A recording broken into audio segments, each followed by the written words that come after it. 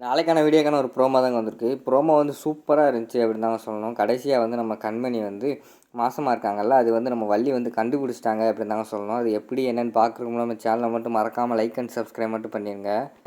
நம்ம வள்ளிக்கு வந்து already doubt வந்துருச்சுல, அவங்க வந்து எப்படியாவது வந்து கண்மணி மாசமாக இருக்காளா இல்லையா நம்ம வந்து கண்டுபிடிக்கணும் அப்படின்னு சொல்லிட்டு ஒரு திட்டம் மாதிரி போகிறாங்க. எப்படியாவது வந்து சுமங்கலி பூஜைன்னு ஒன்று வீட்டில் வந்து வைப்போம்.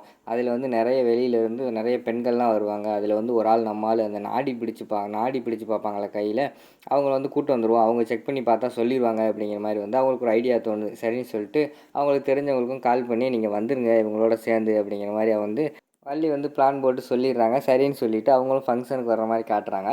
வீட்டில் வந்து ஃபங்க்ஷன் எல்லாம் நடந்துக்கிட்டு இருக்கிற மாதிரி தான் காட்டிக்கிட்டு இருக்காங்க. அந்த நேரத்தில் வந்து நம்ம பூசாரி இருக்கார்ல, அவர் வந்து சொல்கிறாரு, அம்மா வந்து உட்காருங்கம்மா அப்படிங்கிற மாதிரி சொல்லிட்டு அவங்க கையில் வந்து சந்தனம் குங்குமம்லாம் கொடுத்து வந்திருக்கிறவங்களுக்கெல்லாம் வச்சு விடுங்கம்மா அப்படிங்கிற மாதிரி சொல்லிவிட்டு எல்லாத்துலேயுமே வச்சு விட்றாங்க.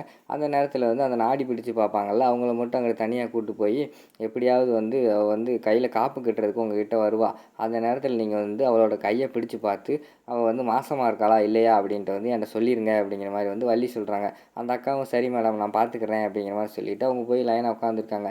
சரி ஐயரே முடிஞ்சில இனி வந்து காப்பு கட்டுறது தானே அப்படிங்கிற மாதிரி சொன்னோன்னே, ஆமாம்மா அந்தாங்க இந்த மஞ்சக்கயிறு எடுத்துகிட்டு வந்திருக்கிற சுமங்கலிக்கெல்லாம் நீங்கள் வந்து கட்டுங்க அப்படிங்கிற மாதிரி சொல்லிட்டு அந்த மஞ்சக்கயிறு எடுத்து அவன் கண்மணி கையில் கொடுக்குறாங்க. கண்மணியும் சரின்னு சொல்லிட்டு சேரில் எல்லாருமே ஒரு 4-5 லேடிஸ் வந்து உட்காந்துருக்காங்க.